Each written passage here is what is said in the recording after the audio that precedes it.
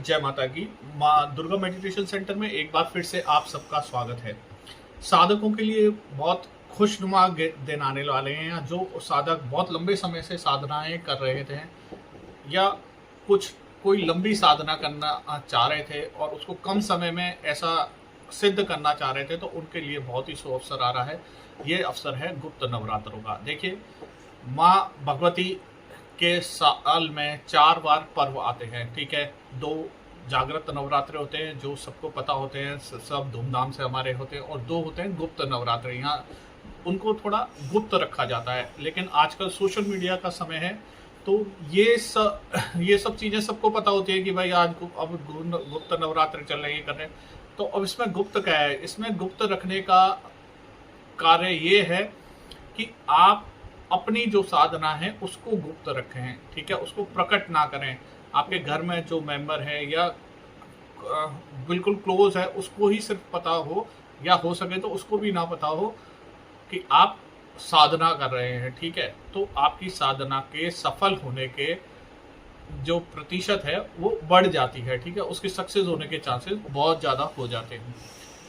गुप्त नवरात्रे कब से चालू हैं? गुप्त नवरात्र हैं 15 जुलाई से चालू, ठीक है। और ये कब खत्म होंगे? जिनके यहाँ दुर्गा अष्टमी पूजती है उनको 21 जुलाई को, और महानवमी पूजती है 22 जुलाई को।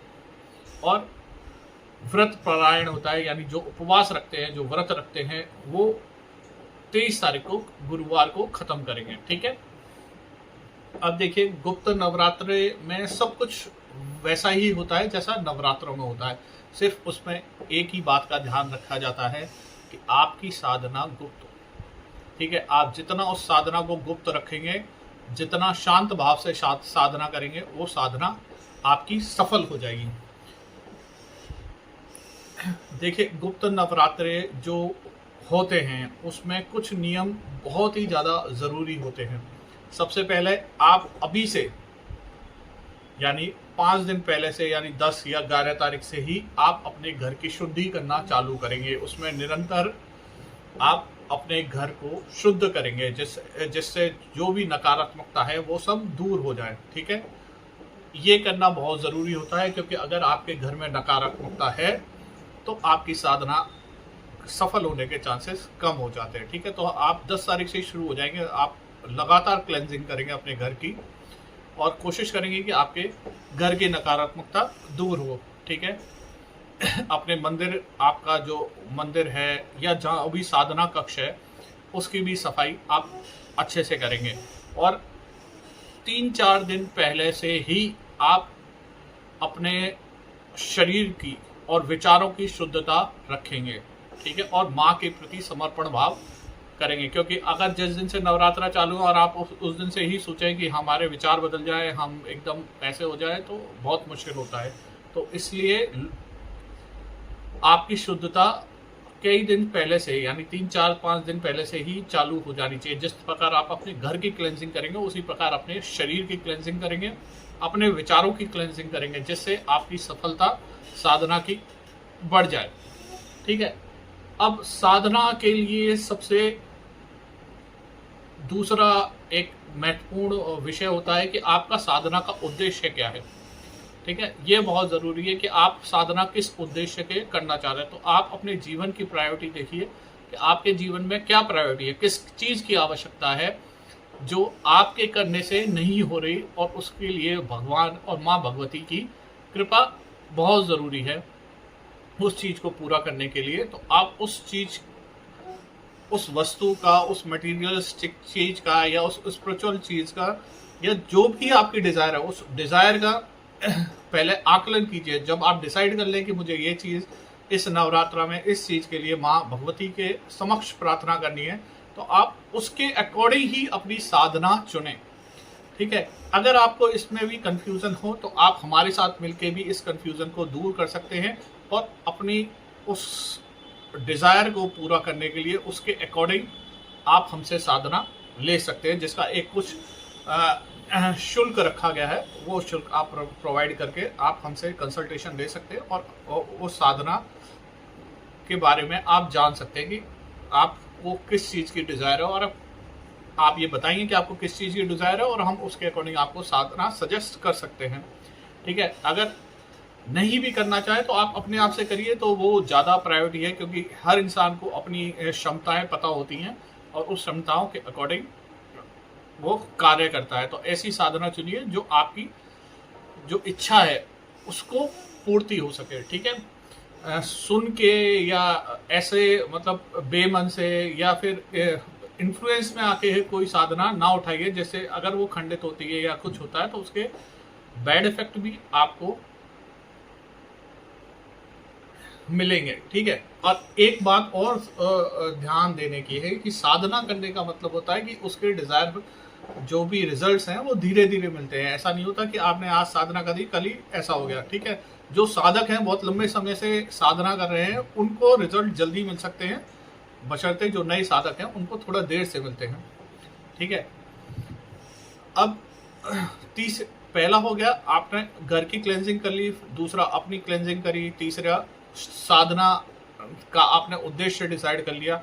उद्देश्य डिसाइड करने के बाद जब भी आप साधना करने बैठेंगे तो उसका टाइम निश्चित करेंगे। या तो आप अगर सुबह के समय अपनी पूजा अर्चना या साधना कर रहे हैं तो आपको 9 दिन सुबह ही करनी है। अगर आप शाम के टाइम करने हैं तो आप शाम को ही करेंगे। ठीक है ना, तो ये डिसाइड आप अपना टाइम टेबल, अपना रूटीन देख के करें कि आपको किस टाइम आपकी साधना का उचित समय आपको मिल पाएगा, क्योंकि फिर वो 9 दिन आपका वो समय चेंज नहीं होना चाहिए। ऐसा नहीं होना चाहिए कि सुबह कर ली, कल शाम को कर ली, परसों सुबह कर ली, तो वो साधना खंडित मानी जाती है या फिर उसका रिजल्ट उतना नहीं मिल पाता जितना आपको डिजायर होती है। ठीक है, तो तीसरा हो गया समय डिसाइड करना। वो आप अपना रूटीन देख के करें कि जब आप फ्री हो, ठीक है ना, आपके घर में आने जाने वालों की संख्या कम हो, ठीक है ना, उस समय आपको डिस्टर्ब करने वाला कम हो, उस समय आप अपनी साधना का समय सुनिश्चित करिए। ठीक है, ये 4 बातें हो गई। ये 4 बातें अगर आप डिसाइड कर लेते हैं तो आपकी साधना का सफल होने के चांसेस बहुत बढ़ जाते हैं।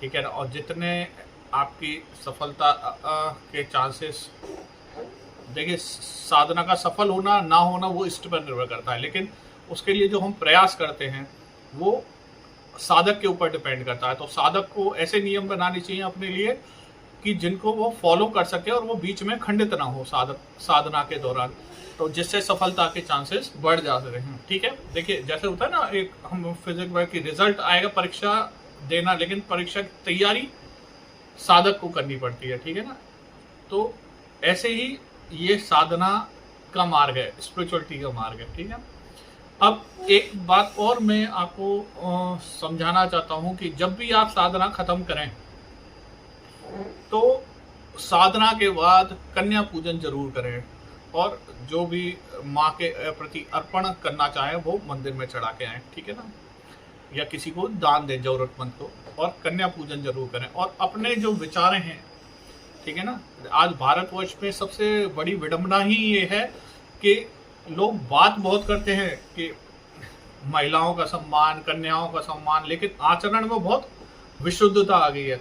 ठीक है ना, तो उसको बहुत शुद्ध रखें, उसी शुद्धता के साथ उस कन्या पूजन करें और कन्या को मां मानकर उसको पूजन करें और अपनी लाइफ में उसको उतारें। ठीक है ना, आप ऐसा नहीं है कि आपने 9 दिन तो ठीक है, आपने विचार ठीक रखे और लेकिन 10वें दिन से गड़बड़ हो गए, तो फिर देखिए इष्ट से आपके से आप माँ भगवती से कुछ भी नहीं छुपा है। ठीक है, और जब ये नहीं छुपा तो आपके विचार भी नहीं छुपेंगे। ठीक है, छुपेंगे नहीं तो आपकी साधना की सक्सेस दर घटने के चांसेस रहते हैं। तो इसलिए आप इन चीज़ों पर फोकस करिए और ध्यान दीजिए। ठीक है, एक और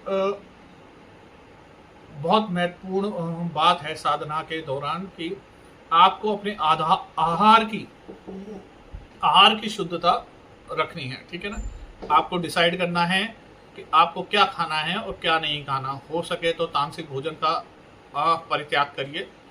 ठीक है, और शुद्धता, उसको बनाने की शुद्धता जो आप खुद बनाइए, अगर नहीं बना रहा आपके घर में जो भी बना रहा है तो उससे वो भी शुद्ध रहना चाहिए। देखिए, प्रायोरिटी दीजिए कि आप खुद का बना खाना खाएं, और अगर आपके घर में कोई बना रहा है तो वो शुद्ध होना चाहिए, ठीक है ना। उसकी वो भी नहा धो के और साफ सफाई का पूरा ध्यान रखें, तब वो खाना बनाएं। क्योंकि देखिए, इसमें आप दो तरह से पाप के भागी बनेंगे। एक तो आप ने शुद्धता का ख्याल नहीं रखा तो आहार अशुद्ध आया, तो आपके विचार भी अशुद्ध होंगे, ठीक है ना। आपने सामने वाले को भी नहीं बताया कि भैया आप शुद्धता से के तरीके से खाना बनाएं, क्योंकि इस खाने को मैं ग्रहण करूंगा। अगर मैं ग्रहण करूंगा तो अगर आप नहीं बनाएंगे तो आप पाप के भागी बनेंगे, और उससे डबल पाप के भागी आप बनेंगे, क्योंकि आपने उसको बताया ही नहीं। वो तो अपने रोजमर्रा के जीवन में जैसे बन रहे हैं वैसे ही बना रहे हैं अपना भोजन, और आप उसको पा रहे हैं, तो उसको इतना दोष नहीं लगा जितना आपको दोष लगेगा, ठीक है ना। तो इसलिए आहार की शुद्धता बहुत महत्वपूर्ण है। और अगर आप वर्किंग हैं, मतलब कहीं हैं, आपको आना जाना पड़ता है बाहर, तो आप ऐसी साधना के दौरान जो आप वचन लेते हैं, यानी जो संकल्प लेते हैं, उसको ऐसा रखिए कि जो आप पूरा कर सकें। वैसे तो नहीं जाना होता, लेकिन एक ही स्थान पर बैठ के साधना करनी होती है। लेकिन अगर फिर भी आप जा रहे हैं तो संकल्प उसको ऐसा लीजिए जो आप पूरा कर सकें, ठीक है। तो ये कुछ साधना के जो नवरात्रि, गुप्त नवरात्रि आ रहे हैं, इसमें सफलता के कुछ सूत्र हैं। अगर इनको आप अपनाएंगे तो आपकी सफलता के चांसेस बढ़ जाते हैं। आप हमारे साथ मिलकर भी साधना कर सकते हैं, या हमसे कंसल्टेशन ले सकते हैं। दिए हुए नंबर पर व्हाट्सअप कर सकते हैं। प्लीज़ कॉल ना करें, पहले व्हाट्सअप करें। उसके बाद जो टीम के द्वारा निर्देश प्राप्त हों उनको पूरा करें, और फिर अगर ज़रूरत होगी तो हम कॉल पे बात करेंगे। नहीं तो आपको जो भी आपकी आवश्यकता होगी या प्रश्न होंगे उसके उत्तर दे दिए जाएंगे। कृपया धैर्य बनाए रखें, क्योंकि हम कई बार बहुत सारे प्रश्न इकट्ठे हो जाते हैं बहुत लोगों के, तो हम चाहते हैं कि सबको बहुत क्लियर जवाब मिले और क्लियर ही उसके सारे क्वेश्चन हो, जो आंसर हो वो उसके कोई भी डाउट ना रहे। तो उसके लिए हम पर्याप्त समय देते हैं, और पर्याप्त समय देने के कारण ही थोड़ा देर लग जाती है आपके उत्तर देने में। तो चिंता ना करिए, ठीक है। और प्लीज़ कॉल ना करें, कॉल करने से वो उठेगा नहीं। तो आप पहले मैसेज करें, टीम आपको रिप्लाई करेगी, देन आपके प्रश्नों के उत्तर दिए जाएंगे, ठीक है। तो आपको गुप्त नवरात्रा जो चालू हो रहे हैं उसके साधनाओं के लिए आपको अग्रिम शुभकामनाएं। माँ भगवती आपकी साधनाओं को पूरा करे। जय माता।